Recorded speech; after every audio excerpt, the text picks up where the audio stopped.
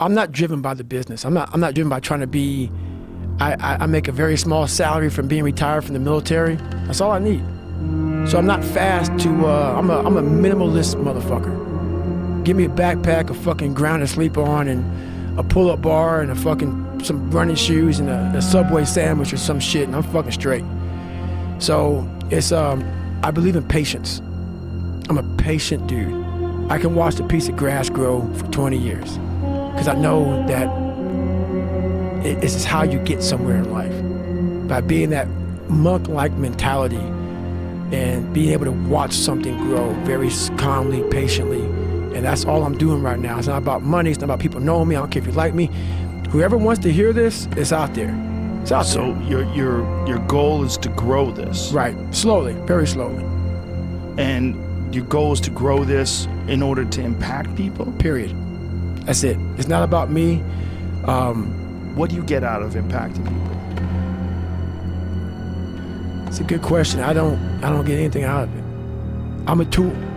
But you must get something. There must be personal satisfaction. There must be a connection to those people. It must be enriching to you. It's hard to connect with people because there's quite a few now that are coming in. Right.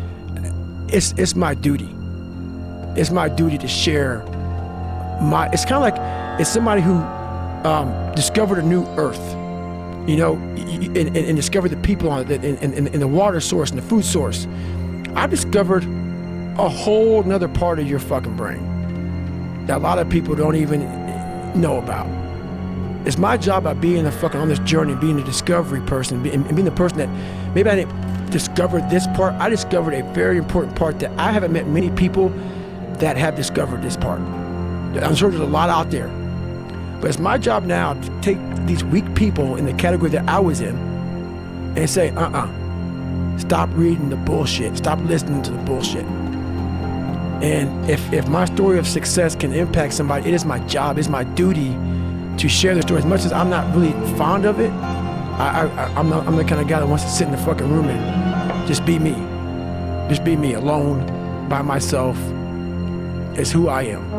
But I have to get uncomfortable and tell people all this shit. You think it feels good telling people I had a 4th grade reading level in high school? I stuttered. I lied to people to be their fucking friends. It doesn't feel good. It doesn't feel good at all. But maybe someone's doing the same shit. And maybe they can realize, wow, that motherfucker was a piece of shit. And he fucking now is a Navy SEAL, retired guy, and runs these miles and was 297 pounds and pathetic fucker, and wow. And people say, why are you talking so? It's the fucking truth. I was a fucking pathetic motherfucker, man. People cannot say that to themselves. We have to choose these great fucking magical words that make people feel good. Tell yourself the truth. If someone calls you fucking fat, they may be bullying you, but you might be fucking fat. Someone calls you dumb, it's mean, but you might be fucking dumb. It's life, man. Take it for what it's worth and change it. And that terrible feeling when someone does tell you that you're fat, you can use that as fuel. As fuel, period. And that's all this is about. And where it goes, if it goes somewhere and whatever, you know, I don't give a shit. Well, you said something that I think of when I run, and it's that most people quit at 40%. That's it. That's my 40% rule, man. I love that quote. That's my 40% rule, man. And I really developed that through my heart surgeries, and I developed that through that first 100-mile run, is I thought I had given 100%. When I was on that chair at mile 70, I was fucked up. I thought I'd given 100%. And to go that last, I go, man, I wasn't even near 100%. So I came up with this thing called the 40% rule. And it's basically where it's like a car. You put a governor on a car.